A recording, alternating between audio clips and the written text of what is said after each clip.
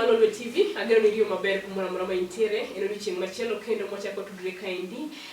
Lolo TV mondo mi wago mbaka watu wako tenre koda ngima dhano. Ma en chenro mar ngima mwandu mikelo ni koda an Ruth Ochungo.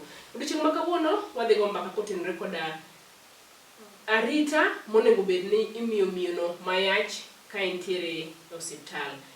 Kuma maber wantiere gi laktar e studio kaendi madhi lero mathoth kotenre koda arita monego bed ni chiwo ne miyono mayach, miyono mapek. Machiegni studio marwa laktar. Erokamano Ruth. Yeah. Ruth nyinge luongo ni Moses Olungo Komo. Moses Olungo Komo tiyo gi migawo mar rito ngima e Kisumu County. Tamor kiluonga ni jasoba. Yes. Koro Ruth ka define arita miyo mayach. Yeah. Wacho ni miyo mayach onego bed ni biro osiptal, imiye rit makende gi dakteche mondo ka Nyasaye otelone to kik one pek moro amora ndalo ma opekno, one mana ber. Ka pek orumo oyud nyathi mangima manyalo face life mana kaka jok mamoko. Koro en gombo wa duto wan kaka dakteche ni pek moro amora kik bed ni miyo ni. Gima lit ahinya ni mine moko lalo nga ngimagi seche ma gi pek ni kamano. Yeah. Ang'eyo ni sama ng'ama miyo yach, ngima ne opogore gi ngima miyo ma ok yach. Erokamano. Kendo itemo jiwo pile ka pile ni samoro mara misefwenyo ni in gi ich kata isegamo remo, onego bed ni chako dhi e klinik mana mapiyo mondo mi weche mane midhirni mane nyalo biro mbele inyalo geng'o chon. Kamano. Lerno ni to gin ber mage Erokamano. ma miyo mayach biro yudo seche mochako dhi e klinik kapok ogamo remo. Erokamano Ruth. Ber ng'eny ma mine yudo e klinik magombo ni mine tema winja. Kata jogo mawinja man gi mine mapek onego bed ni nyisogi. Achiel, watimo investigation. Nitie tuoche moko mabede e dendwa ka mok wane to ginyalo hinyo nyathi. Koro sama miyo odhi e klinik cha, itere lab, ipime yore mopogore opogore mafweny ni obed gi tuo moro manyalo kelo sida ne nyathi kata nyalo kelo ne sida. Machielo wakawo history. History ni be konyowa ni ka dipo ni opime to kone, dipo ni en gi history moro kaka tuo mar diabetes, en gi tuo kaka mag STIs. Koro nitie wakawo history. Mar adek obedo counsel. Achiel kuom counseling mitimo ne miyo ni en nutrition. Nang'o chiemo nade mag chiemo. Koro koyudo ni kaluwore kaka opime, kaluwore gi history mokawo, miyo ni onego bed counsel maybe on nutrition. To koro nutrition ne obedo counsel ang'o monego cham, ang'o monego kik otim, kamano. Yeah. Yes. Mana kapod wan mana kar chiemo kar nutrition kanyo endo. Yes. Ibedo ka samoro ng'ama miyo ogamo remo, dhoge rach, osiko gi ng'ok, ok ochiem, onge gima modwaro, nyathi bende nitiere ka idonge iye. Yes. Gin chiemo mage monego bed ni wamiyo miyo machal kod maendi. Erokamano Ruth. Kanyo nitie weche ariyo. Nitie nutrition mwapuonjo mine mapek mondo cham regardless of gima iwacho kaka ng'okno. Ng'ok nitie the first 3 months, dweche adek mokwongo mag miyo kapek, ng'okno robedo mang'eny. To chiemo to wad advice gi in general regardless kata en gi ng'ok to onge ng'ok. Koro kaluwo kar chiemo ka, nitie chiemo kaka mwaluongo ni carbohydrates. Mamiyo ji teko. Chiemo go ok ber ahinya mondo miyo tigo mang'eny. Hai marach ni gin thoth chiemo mwathoro tiyogo generally. Chiemo gi yudo ni ka miyo tiyo kodgi mang'eny to nyathi bedo maduong'.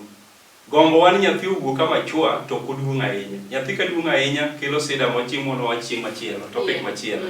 Koro ikwayo miyo ni oti gi chiemo mag gero del to ok ikel mag Kisungu luongo ni protein. Wacho gi Kisungu kamano konyowa. Miyo ni gombo no chamo olembe kod fruits kod vegetable. Magi konyo nyathi dongo machua, obedo protected. Nyathi bedo mopong'. Boche ka. Yeah. Boche mwagole chiemo makelo mamiyo ngufu ka. Mi nyathi bedo mokuot. Ok ni odongo maduong'.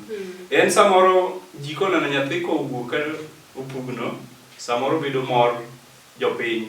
To miyo mano konyore cha to ok konya ahinya. Koro en kwayowa ni sama miyo pek, onego bed ni obiro e klinik to opuonjore gi nutritionist kaka onego chiem mondo nyathi odong mamachua to kodongo ni okuot. Nikech kokuot to sida ng'eny. Manyiso ni mondo mi nyathi odong mokuot e ich niendi, gima kele ni chamo chiemo mamedo teko mang'eny.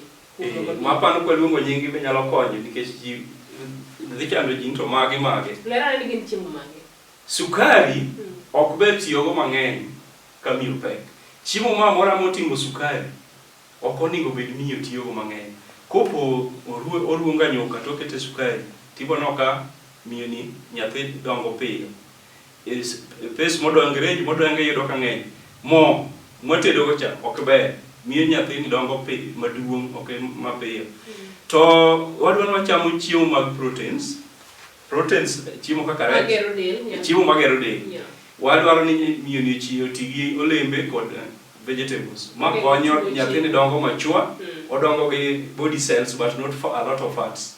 To ma dhi konyo miyo ni mbele. Erokamano.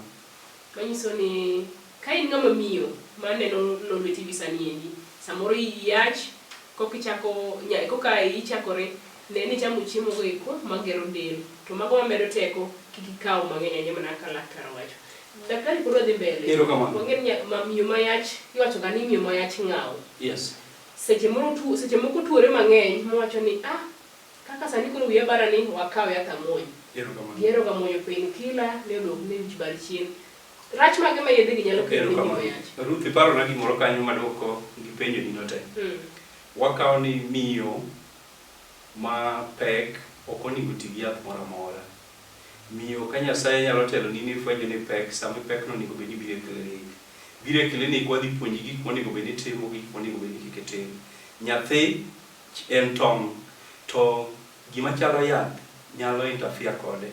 Yedhe duto kisomo kiyudo literature mondik cha, ondik ni contraindicated pregnancy, kik itigo kipek. Ndalo miyach. To kibiro tiyudo ni wamiyi, nikech wang'e ni ma tinyalo tiyogo, ma to ok inyal tiyogo. Koro achiel kuom ber biro e klinik en ni biro mwapuonjre ni watim nang'o.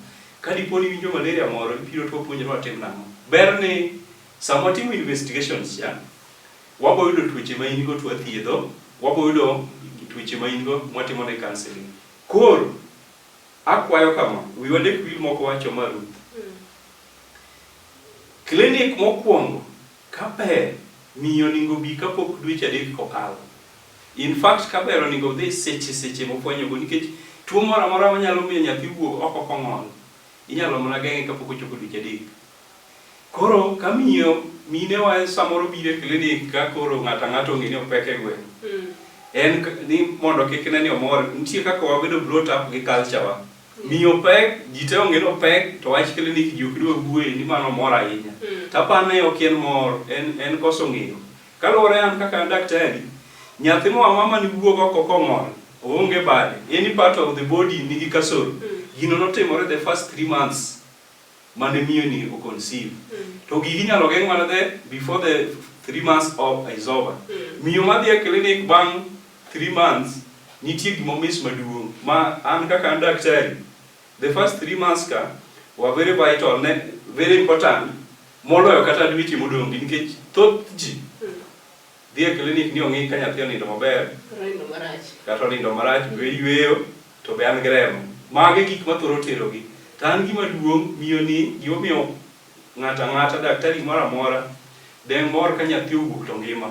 Maka sida mondi bede to bed moyude oko, to ok ni e ich. Koro en kwayo na gima duong' ni sama miyo chich ni apek, odhi e klinik. Idhi fweny ni en kata gi STI, idhi fweny ni en kata gi HIV, idhi fweny ni en kata gi tuo manyalo golo iye ni kapok ochopo dweche 3 ka, tichako geng'e kapok ochopo.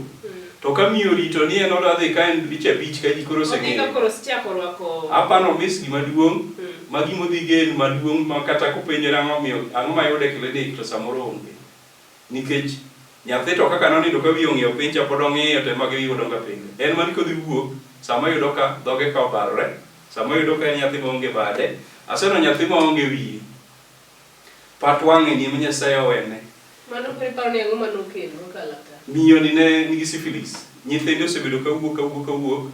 To mae mano powuok ka koro ngima, to kowuok to chogo mar wiye ni iyudo ka onge. Madino dhi chon. Ne nokodhi kata klinik, nobiro manyuol, nokodhi kata klinik. Madino chak dhi klinik to gini nofweny chon mokonye.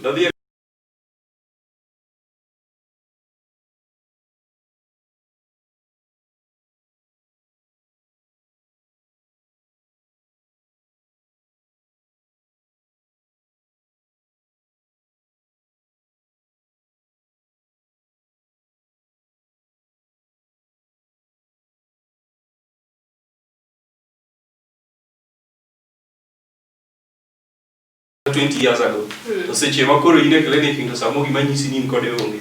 Machiel kuom gima nyaka tem e clinic en pimo mine temo dhi ka bedo ni tuo mar syphilis nikech en achiel kuom gima miyo nyithindo wuok chon kata wuok ong'ol. Yeah. Nikitana no mang'eny ndalo mang'eny ka idendo ni ngama miyo mako ich to ka pok ochopo dwe mar 3 kama en nyathini wuok dibed ni magi samore gik ma kelo wuok mag nyithindo. Achiel kuom gi en syphilis manyalo miyo nyathi wuogi. Gik mang'eny manyalo miyo nyathi wuogi ging'eny, they are over 100 manyalo miyo nyathi wuok ka sani pod ging'eny to syphilis na achiel kuom gi. Omiyo buk mating'o ni mar clinic achiel kuom gi mondiki ma nyaka bed tek ni otim makoko tim to nyaka many kumitime en syphilis. Koro nitie investigation kamoro tin kaluwore gi thoth tuoche mabedo reported kama kelo sida. Gin kama nyaka go tek ni onene. Anyalo kwayo kama wibro bi nikech time tin. Pacha paro ni miyo kodhi e clinic for the first time nyaka odhi kuma laboratory nitie. Nikech kodhi e clinic kuma dhi pim mana iye ni nyathi osechopo ka nyathi be yweyo to gima wacho ni ok dhi tim. Omiyo clinic mokwongo kanya dweche pok ochopo 3 kata bed mane dak e reserve kanye ma nyaka bed ni hospital midhiye for the first time en hospital maduong' man gi lab ma isedhi mi confirm to lab be nitie mine modhi e clinic be inyalo pim tuoche mag en go nie mana is the right clinic mondo gichakie. Inyalo chako dok e clinic ma e reserve kane isedhi the first nikech gi investigation ka nyaka tim ka 3 months pok nochopo ma imbe ka be nonego be ni the first month mani bedi mapek ema ne dhiye motim ni gigi to nakwani miyo ma dhiye clinic for the first time kiko dhi oreto ni udhi duogo chon chieng' no kaone inyalo duogo saa 12 in mane kwongo tini inyalo duogo chien nikech gik midhi kawo idhi tim mang'eny dhi kacha dhi e lab cha ya e lab oyudi gi tuone dhi e clinic cha koro chieng' no ngeni adhi e clinic abro mondo tanyalo duogo saa 1 otieno koro kik idhi ni adwan ka saa 5 chopo to mano dhi wang'o yi nikech idhi yori kuonde moduro. Okay, daktari Makema ka gikanyo. Ne janeno mane Lolwe TV, iwinjo maber laktar wacho ni dweche mokwongo 3 sama mama yach en dwe monego bed ni ng'ato dhi e klinik nikech kanyo eminyalo fwenye tuoche mopogore mang'eny manyalo hinyo ngima nyathi kaachiel kod ng'ama miyo. Wakawo mana wiyo matin kod ka indi laktar dhi lero ni to miyo mayach gin kit tije mag monego bed notimo nikech yudo ni chon ndalo mane wadongo yudo ka ng'ama miyo ne nyalo otiyo nyaka piny lele maka piny ko mai roja ni chinga neno nyuol opogore gi sani med mana kete kanyo.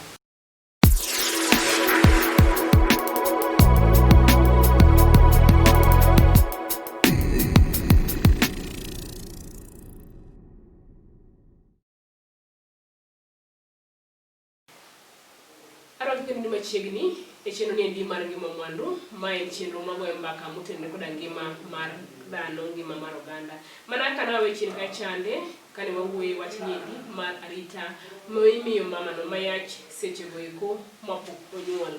Wan kae gi laktar e studio kaendi wadhi mbele kolero no kaendi mathoth ma en chenro mar ngima mwandu lungani Ruth Ochungo. Daktari mana kwa wawego wangeni ngama yach samoro nyalo bedo del malit samoro nyalo bedo del mojony gin tije mag monego bed ni miyo mayach timo nikito ni ntiere jomoko mosetimo tije moko matek mibido gocho ni tich mano timo ni omiyo yeno wuok.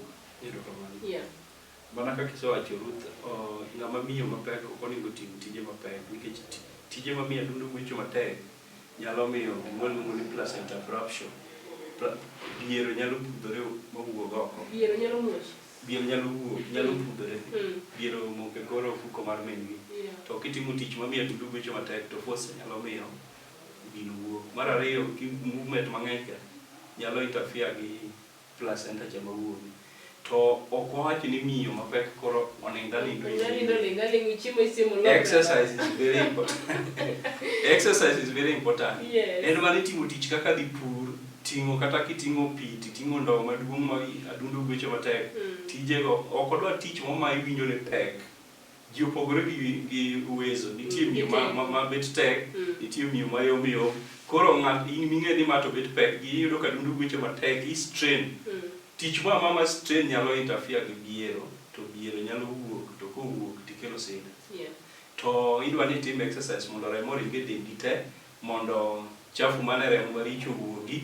Exercise idwa ni tim, but ok kitim gimoro amora makelo strain ni ng'ato kok odhi puodho miyo ni nodhi doyo kinyi owuok saa 5 gi ji onego bed ni in ipayo mana tie dhodi kama tin ma ok mi strain mang'eny kama kaka nyalo wacho in summary ni en nyacho bedo mapek ti koro ywa no en koro miyo en jawda sani yache en koro monyalo timo ni opiro de kikwa piro koro kata kiomo ga pi ndope ga uchiel koro ke omedek wuon pago makshwa ni o replace tijni okonyi omo pi okonyi onego bed ni wakonyore ot en man joma chuo mu Afrika paro ni konyo dhako no dhako bet kuomi to seche mamiyo pekni en e kinda kuru ga sumbi kata bedo man jaodi osenyuolo ga nyithindo 10 nyuol maber bedo mapek no ne kinda kuru ga sumbi monego bed ni ikonyo mamani in fact Ruth gima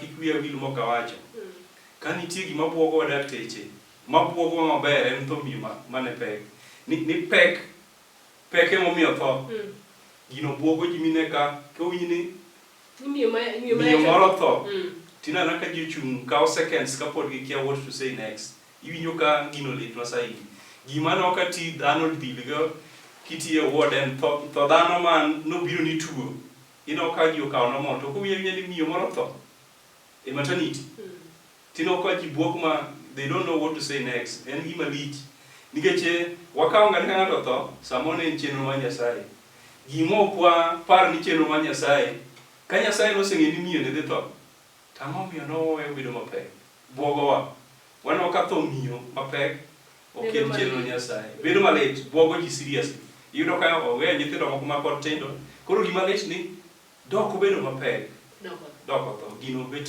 lit masaidi iro kama Ruth koro Ruth nitie gima kik wiyo wil moko wacho nitie gima luongo ni danger signs onego bed ni miyo mwango wasiko wang'iye maka nyathi matugo but pi nyalo lwar e pi makwaneno ni to wakwayo ni onego bed ni ng'amoneno kata owinjo ka owacho onego ring owe gimoro amora notimo omake sure ni jatuoni ochopo ga osiptal machiegni kode daktari makanyo bedo train mong'eyo ni ma nyalo ma ok anyal dhi medo konyo ng'ato ang'ado madhogi kanyo iwuoyo kanyo eche mag danger sign ranyisi manyalo nyiso ni ngima mar ng'ama miyo mayach niendi nitiere kama rach gin ranyisi machalo nade ma samoro kata wuon parwa jaoda madak ok oneno onego bed ni ong'eyo ni yawa nyako man go mayach niendi kuma koro giteni onego bed ni awe gimoro amora matimo kendo atere od thieth erokamano ipenjo maber achiel maduong' na kuom gite miyo mapek ok onego bed ni dhi malo magi mama neno machalo ni miyo ne odhi malo to nyocha ung'e maber ni opek mano gima regardless of gimitimo kata wane curfew kama kata bed ni polise dhi rodhi miyo ni onego bed ni ok inyise ni kelane kata bed mani daktari kaka an ok onego bed ni nyiso miyo ni tang'ane ane ka en remo adier en ichopo ne ite onyisi ni aneno gima machalo remo kik inyise ni kelane miyo ni manyi the next means manyalo chopo go ni RSL facility kata bed ma dispensary kata bed mana kure daktari makanyo dhi konyi ng'ado rieko to ka in gi weso mar chopo e hospital maduong' ni direct tikwayi ni tere miyo mapek to wacho ni winjo ka wiye bare matek ma wang'e ok nen maber wang'e lil miyo monyisi ni nyathini bet tugo mang'eny nyathini koro gweya mang'eny kata nyathini ne tugo to koro ka winj kotugo onego bed ni iringo go hospital miyo mineno ka akiana luong na udhulu miyo matwech nitie gimo machalo tuo mar ndulmo miyo mariere miyo ni ringi itere hospital immediately miyo mineno ka wang'e lil to king'iyo tino ka wang'e bet rachar miyo no nyalo tho sa asaya miyo mowinyisi ni awinjo ka piny yarama matek kik inyise ni kia pod ing'iyo ni gikule kod in mana daktari to dakteche to ngimano en mana temo wacho mondo dhano winj the seriousness miyo mapek man gi dalili go we gimoro amora mane timo make sure ni miyo ni ochopo hospital man kodi machiegni kinyalo chopo hospital maduong' ringi tere kok inyalo chopo tere man machiegni mondo daktari man kanyo med ng'ado rieko kaka detem erokamano pod odhi mbele ka endi gi gomba kaniendi mar arita monego bed ni chiwo ne miyo no mayach e osiptal ber mar antenatal care kaka idende gi dho Mbogo ang'e ni ng'eny. Yes. Lera ne ber gi. Erokamano. Ruth nosewacho moko. Wanuo mapok nowacho. Yeah. Miyo ni nyalo bedo ni wayude gi tuo moro. Inyalo yude kaka wachi koro wawach sani kata HIV. Sani ok onego nyuol nyathi ni nigi HIV nikech min gi nenigo kata wuon gi nenigo. Sani minyuolo nyithindo ma onge tuo moro amora. Kata jonyuol tuo te. Erokamano. Koro koseyudo ni nopimi ni in gi HIV, idhi bedo cancel, idhi miyi yath kaka itimo. Kia kanyo inyalo yudi gi tuoche mamoko, tuoche mang'eny nasewacho, tuoche gi idhi thiedhi. Wamiyo mine mapek yedhe kaka magolo njoha, wamiyo gi yedhe kaka mageng'o malaria, wamiyo mine gi net. To mine gi be wapuonjrego, watimo negi counseling nikech sama miyo pek en ga lot of stress, paro mang'eny samoro opek to wuon nyathi ok dwa winjo. Koro magi achiel kuom gik matimo mondo ka Nyasaye oyie to miyo ni chieng' bedo ne mapek ni kik kel sida. Ka Nyasaye oyie otiek bedo mapek oyud nyathi mangima maber, en be odong' kongima maber. Koro akwayo mine duto ma mupo ni Nyasaye oyie ni gibedo mapek, gibi e osiptal mondo ne kaka ikonyogi. Erokamano. Daktari mana kama pod ibedeno. Nitiere miyo moro sani endi mang'iyowa to ong'eno yach to pok onyono clinic, pok onyono osiptal. Inyise ang'o? Erokamano. Wane kode Ruth ne miyo manenowa kendo winjowa. Culture marwa mawacho ni kik idhi e clinic kapok oyiyo kuot ma ji confirm ni ipek en koso ng'eyo. Gik mwawacho kae ni mondo mi nyathino nyathi manyalo face life challenge kaka joma moko en ni kidhi chon. Mondo mi ngimani obed maber gi pekno onego idhi chon. Mondo mi moro ni kata ka Nyasaye oyie chako medi moro bang' mano onego idhi chon. To kopo ibedo ni pod tin abro dhi kochopo dweche 5 en koso ng'eyo kaluwore gi gima wacho sani. Bedo ni idhi ni nyathi dongo nade, Nyasaye ong'e kaka dongo, to en mani gima onego bed ni timo chon, idhi chon to dakteche konyi ng'ado rieko. Nitie gima sechegi kian afil ni onego bed ni mine te timo nikech teknoloji oseidho malo. Nitie picha mar ultrasound ming'iyo ka nyathi dongo nade, obedo nang'o, onindo nang'o, ma be konyo. To kidhi chon dhi konyi. Gima bedo makosa ni pod culture pod wingowa. Ni miyo pod wacho ni wuon paro pok oyie. Onego beni e ngimani kata bedo mani pesa lot moweni ka onego beni sami chechi ni pek ichak kano. Ok en gima ber ni chopo to kiwacho ni ere pamba onge. Nyathini umo nang'o kaka iumo onge. Gimoro amora onego beni iikori. Maki ichopo sama nyathino wuok to gik minyalo konyigo nitie. En ber mondo idhi nyuol osiptal.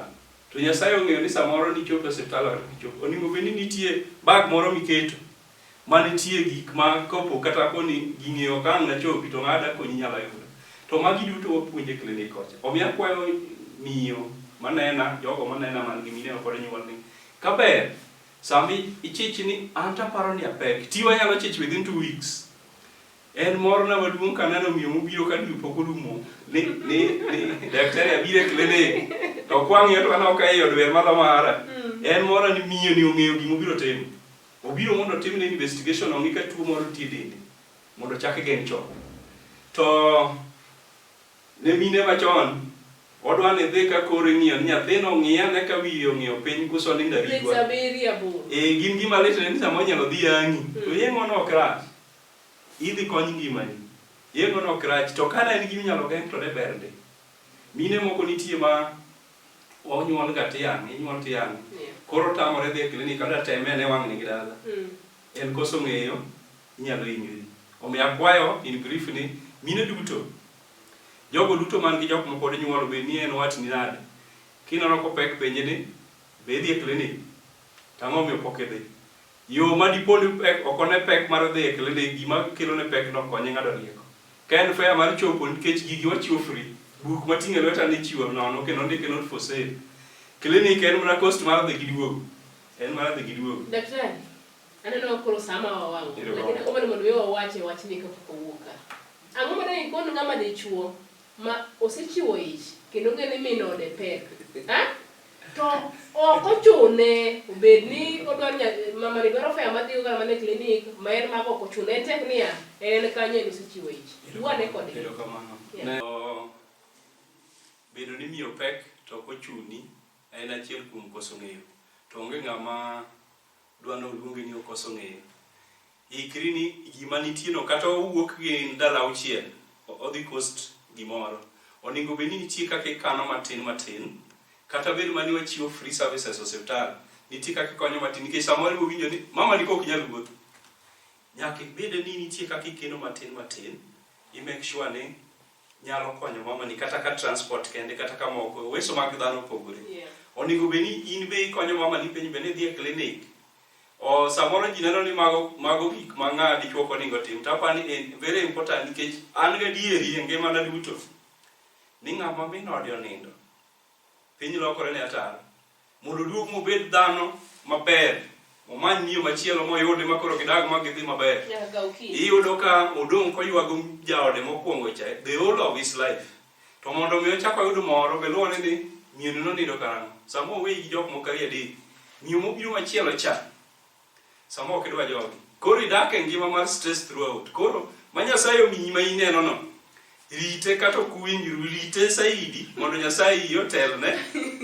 Odhi maber. Kopo ni Nyasaye noparo ne onindi to onindi gi gima chielo to ok onego bed ni ich mane miye emonege. Erokamano. Ikanyono mane makela giko mar cheno ni mar ngima mwandu. Ageno ni wapuonjore malach. Ka in ng'ama miyo manena kendo winje ge lakseche gendi. Tem idhi e klinik. Tem mondo mi iluri gi dwaro ma laktar onyisi nyaka chieng' chopi nyuol kanyo endo. Luongane Ruth Ochungo watudre kendo ngeso manyien prabro go mana mbaka kotendo kada wechego mag nyithindo wechego mag nyuol wechego madhi korka ngima. Omiyo gila seche gendi akaw thuolo makende madogore kamano ne kamera crew kapotele kanyo koda Duda. Omiyo watudre kendo ngeso manyien. Nyinga Ruth Ochungo. Erokamano.